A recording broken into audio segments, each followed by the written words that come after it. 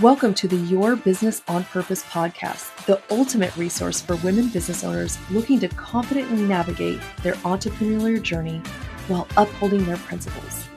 I'm Dawnette Palmore, your host and fellow entrepreneur. Join me as we immerse ourselves in illuminating conversations with accomplished experts spanning various fields across the business spectrum. Together, we'll unearth strategic insights into seizing opportunities and ensuring that your business is equipped with the essential elements aligned with your purpose and values. Welcome back to Your Business on Purpose podcast, where we talk about how to build a business that actually supports your life, not one that drains it. I am your host, Dawnette Palmore, and today we're talking about something that most business owners avoid. Not because it's not important, but because they, one, just don't fully understand it or they've never even heard about it. And what that is, okay, cut. Restart. Welcome back to Your Business on Purpose, where we talk about how to build a business that actually supports your life, not one that drains it. I'm your host, Dawnette Palmore, and today we're talking about something that most business owners tend to avoid, not because it's not important, but because one, they may not fully understand it, and two, they might not even know about it. And that is this: what happens to your business if something happens to you or your partner? We spend so much time building our businesses, growing them, scaling them, increasing revenue, but almost no time thinking about how to protect them. And today I want to introduce you to one of the most overlooked strategies in business planning. It's called the buy-sell agreement, and how life insurance plays a role in protecting your business. We thought it was just about protecting our life, but it's also about protecting our business. So I want to start with this real scenario, okay? So if you have a business partner, I want you to think about this. What happens if your partner passes away? What happens if they become disabled? What happens to their ownership in the business? Because here's the reality: their ownership doesn't just disappear. It actually transfers. And in many cases, it transfers to their spouse or their family. So pause for a minute. Let's dive into that for just a minute. It transfers to their spouse or their family. What does that mean? You could suddenly be in business with someone who has no experience in the business, someone who doesn't share your vision, or even someone who may just want to cash out. And on the other side, that family now owns something they do not understand and may not be able to monetize easily. This is where it can get really messy, really fast. And most partnerships are built on trust, right? We've built a trust with somebody, but not protected by structure. So a lot of times I see people who have gone into business together and there is no agreement between them. There's nothing, maybe it's verbal. But what I have found is that when we lean on those verbal agreements, both of us have heard something completely different. Or it's, I didn't agree to that, or I said this. This is why it's so important to have things in writing. So let's simplify what a buy-sell agreement is, okay? A legal agreement between business owners that outlines what happens to ownership if something happens to one of them. It answers questions like, who can buy the shares? At what price? Under what conditions? So instead of confusion or conflict or forced decisions, there is a clear plan written in writing that has a legal binding that all parties have to follow, okay? And this is where most people stop, right? They think, oh, well, we have an agreement, we're good. But again, the truth is, without funding, a buy-sell agreement is just a piece of paper. So this is where life insurance becomes a strategy, not just protection. Now, life insurance has changed so dramatically since it first began. It's not what it was 10 years ago, 20 years ago, 30 years ago, certainly not what it was 100 years ago, whenever it was first invented. But here's how it works.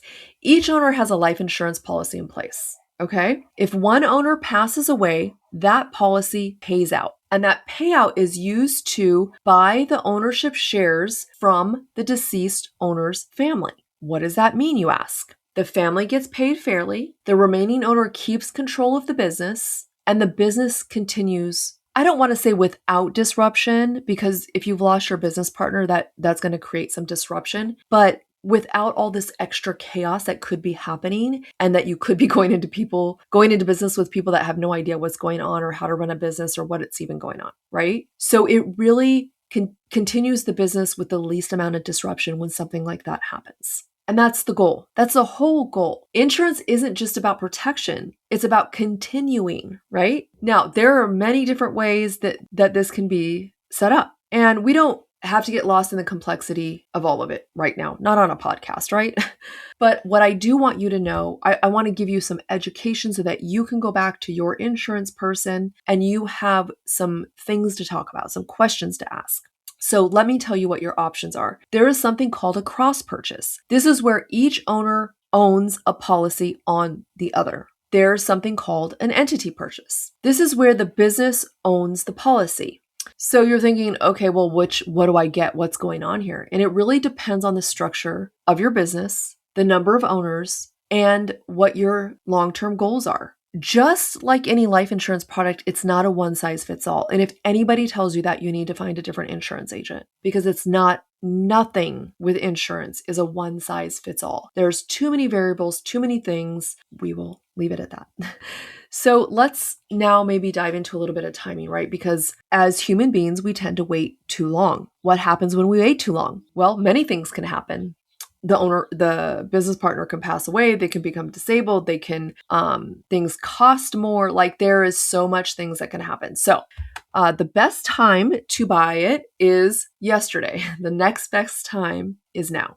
So you should have a buy-sell agreement in place if you have a business partner, if you share ownership in any capacity, if your business generates income, if your business has value. So let's make this really simple. If your business would be impacted by your absence, you need a plan. Not later, not when we grow more, but right this moment, right now. So if you don't have one, as soon as you're done with this podcast, go to your insurance agent, ask them about this. If you don't have an insurance agent, get on my calendar and I can help you. So there are a few things I see all the time. Okay. One is we talked about this earlier. We trust each other. We don't need that. We're waiting until the business is bigger, having an agreement, but no funding, setting it up once and never updating it. Okay. Trust is not a strategy. Structure is. We've talked about that time and time again on this podcast.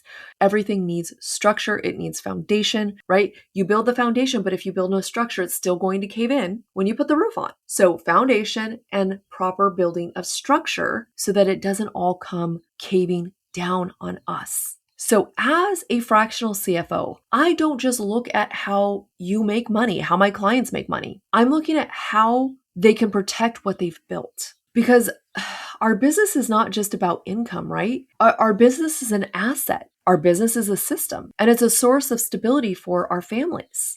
And if we're building something valuable, you have to protect it like it's valuable. This is where financial leadership comes in, right? Not just growth, but protection. We move another step in that direction, right? Part of financial literacy is knowing all the things that we need. We talked about this 2 episodes ago, 197, what financial literacy is and isn't. And of course, not one tool, not one product is the answer.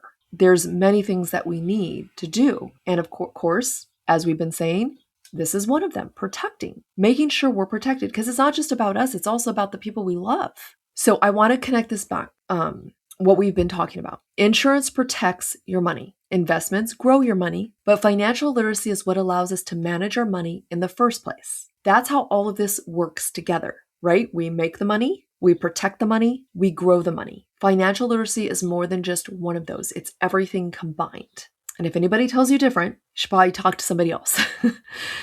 So this is not about fear. This is about responsibility. It's about leadership. Because if something happened to you tomorrow, would your business continue? Would your business support your family? Would your business stay intact? Or would it fall into a state of absolute chaos and confusion? You built the business, my friends, but you didn't protect it. I don't want to see that happen to anybody. We work hard on our businesses. We have spent all of our time, our energy, our sweat. Some of us have put our life savings into our businesses. We don't want it to be left to chance. or to somebody else. We want to make sure that we have all our ducks in a row so that if something happens, we already have a plan for it. Here's something I want you to think about. If something happened to you tomorrow, would your business be okay? And if the answer is, I don't know, then that's exactly where you need to start. And this is another reason I've created this challenge, the Business Money Foundation They Never Showed You, a 5-day reset for growing entrepreneurs. Because again, we don't just talk about money or about making money in this challenge. We talk about building a business that can actually sustain and support your life. We walk through your financial structure, your system, your cash flow, and yes, how to start thinking like a true business owner, not just an operator. So if you're ready to not only grow your business, but to protect it, go to the show notes, click the link, sign up for the next challenge that we're going to be having. Get the VIP ticket, upgrade to the VIP, because then you get your questions answered. And again, if this episode has made you think of a business partner, a friend, or someone building something big, share this with them. Because these conversations really, people, one, they avoid, but sometimes people just don't have them because they don't know. But every business owner needs to know. They need to hear this. Thank you again for being here. And as always, from chaos to clarity, your journey starts right here.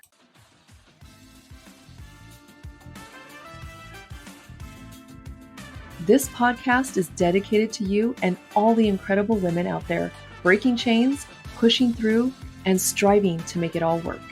Your support truly means the world to me. Could you do me a favor? Be a gem and leave a review. It will help us reach even more women, making a bigger impact.